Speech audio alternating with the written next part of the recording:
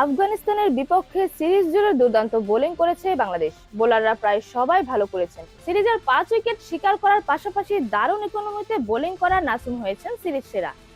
সিরিজের প্রথম টি-20তে 1 উইকেট শিকার করলেও নাসুম রান দিয়েছিলেন ওভার প্রতি 5-এরও কম। পরের 2 ম্যাচে 2টি করে উইকেট শিকার করা নাসুম ব্যয় করেছেন যথাক্রমে 25 ও 24 রান, যা টি-20র বিচারে দুর্দান্ত। নাসুমের বোলিং তার নিজের ভালো পারফরমেন্সের পাশাপাশি দলকে জেতাতে গুরুত্বপূর্ণ ভূমিকা রেখেছে।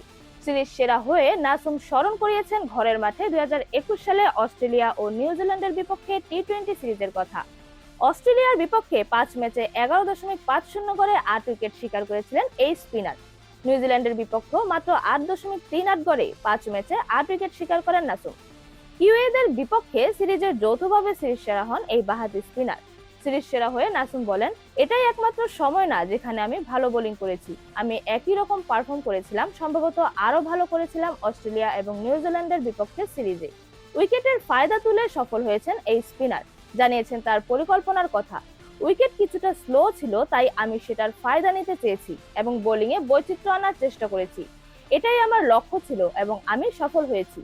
4 ওভারে 24 রান দিয়ে রহমানুল্লাহ গুরবাজ ও মোহাম্মদ নবীকে আউট করেন নাসুম।